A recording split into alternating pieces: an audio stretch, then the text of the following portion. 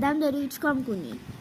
اینو همسایه آورده میگه که هرچی دکمه‌هاشو میزنه کار نمیکنه. آره منم دکمه‌هاشو میزنم کار نمیکنه، یا گیرپاس کرده یا خازنش سوخته، یعنی اون استارت اولیه زده نمیشه. حالا باید نگاه کنیم ببینیم چشه. حالا باید چیکار بکنی؟ هیچی، باید نگاه کنم ببینم مشکل کجاست. بذار اول پایه‌هاشو باز کنم، بعد میریم سراغ توری رو هم که ماشاءالله نگاه کن. چرا توری رو پر سیم کرده؟ با سیم بسته دیگه، چیزی پیدا نکرده. من این سیما رو بکنم، بعد از اون میریم سراغ پروانه یادت باشه پیچش برعکس باز میشه. پروانه رو در میاریم. آره حالا باید این قاب محافظ دورش هم باز کنم. 4 تا پیچه، این 4 تا پیچ هم خیلی راحت بازش میکنم. خب حالا که محافظه رو باز کنم وایسا، مشکل کجاست؟ حالا من متوجه نشدم. باید اول این قاب محافظ دورش رو باز کنم، بعد برم سراغ.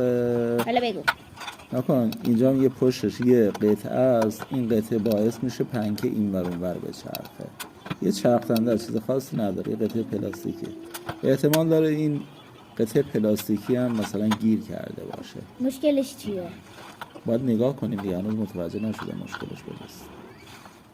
خب بذار بازش کنم. باز شود دیده شود بلکه مثلا اینجا رو نها کن، به نظرت چی نداره؟ روغونه. آره خشکه فکر کنم از همینه، گیر از اینجاست. این پیچا رو هم یه ذره ریگلاژ میکنیم. خب الان ریگلاژ کردم، ناکنون گیره باز شد. به احتمال زیاد همون گیر پاس کرده بود از این قسمت پلاستیکی بود که توش روغن نبود. روغن میریزم، بعدش هم یکم باید تمیزش کنم. ماشاءالله. اینجا رو هم اگه روغن بزنی کمه، زیاد نه، به اندازه یه قطره دو قطره چی؟ یه قطره 2 قطره روغن بزنی خیلی عالی میشه. اول تمیزش کنم، بعد یک سرم روغن بریزم. چقدر کثیف بود. واقعا کثیفه. این تا گرد خاک گرفته، به خاطر هم این فکر کنم به چی گیر کرده بود. حالا یه ذره ریگلاژ کنیم و یک ذره. راستی یه چیزی فهمیدم. چی؟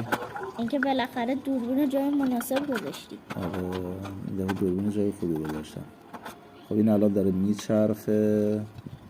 بعد از اینکه تمیزش کردم دورش هم تمیز کنم، یک ذره روغن میریزم و تست میکنم. الان دیگه نرم شد چون ریگلاژ کردیم، اون گیرش باز شد.